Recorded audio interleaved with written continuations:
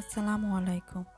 আজকে তৈরি করে দেখাবো খুবই সহজ একটা রেসিপি, চিতই পিঠা। চলুন তাহলে দেখে নিই কীভাবে চিতই পিঠা তৈরি করা হয়। চিতই পিঠা তৈরি করার জন্য 2 কাপ পোলাও চাল 1 ঘন্টা ভিজিয়ে রেখেছি।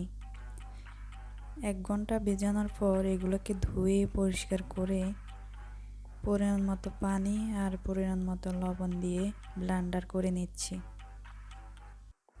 কিছুটা ব্লেন্ডার করা হয়ে গেলে 2 কাপ চালের সাথে 1 কাপ ভাত দিয়ে দিচ্ছি।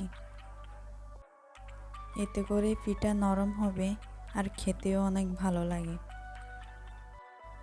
ব্লেন্ডার করা হয়ে গিয়েছে, এবার আমি একটা বাটিতে ঢেলে নিচ্ছি। ব্যাটারটা বেশি গাঢ় হবে না, আবার বেশি পাতলাও হবে না, দেখিয়ে বুঝে নিতে হবে। এই পর্যায়ে এসে আপনারা চাইলে বেকিং পাউডারও দিতে পারেন। আগে থেকে চুলায় একটা তাওয়া বসিয়ে রেখেছি। চুলার আগুন মিডিয়াম লো আঁচে রেখে এবার খোলার মধ্যে ব্যাটারগুলো একটু একটু করে দিয়ে দিচ্ছি। দেওয়া হয়ে গেলে এবার ঢাকনা দিয়ে রেখে দিচ্ছি 3 থেকে 3.5 মিনিট। 3 থেকে 3.5 মিনিট পর পিঠাগুলো সম্পূর্ণ হয়ে গিয়েছে। এবার আমি একটা ছুরি দিয়ে তুলে নিচ্ছি। ছুরি দিয়ে খোঁচা দিলে পিঠাগুলা খোলা থেকে উঠে আসবে। এভাবে আমি সবগুলা পিঠা বানিয়ে নিচ্ছি। বানিয়ে নিয়ে একটা প্লেটে তুলে নিচ্ছি।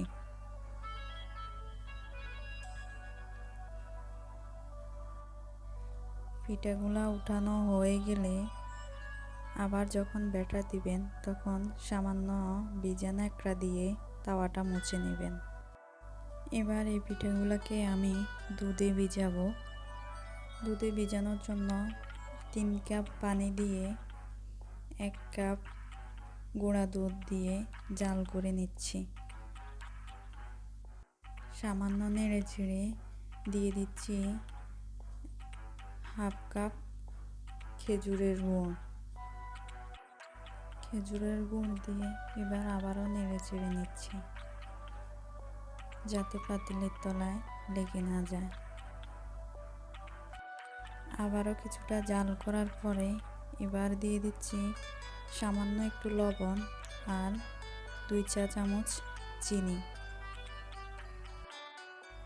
8 থেকে 10 মিনিট দুধটাকে ভালো করে জাল করে নিয়েছি।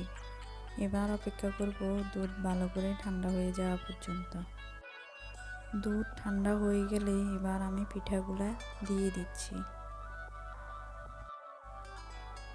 দুধের মধ্যে পিঠাগুলা দেওয়া হয়ে গেলে ঢাকনা দিয়ে রেখে দেব কমপক্ষে 1 ঘন্টার জন্যে। সারা রাত্রের জন্য রেখে দিলে এই পিঠাগুলা খেতে আরও বেশি ভালো লাগে। 1 ঘন্টা পর অনেকটাই পিঠাগুলো রসালো হয়ে গিয়েছে। আমি একটা পিঠা তুলে দেখিয়ে দিচ্ছি দেখতে কেমন হয়েছে। খুবই মজাদার এই রেসিপিটি। আশা করছি আমার এই আজকের এই সহজ রেসিপিটি আপনাদের ভালো লেগেছে।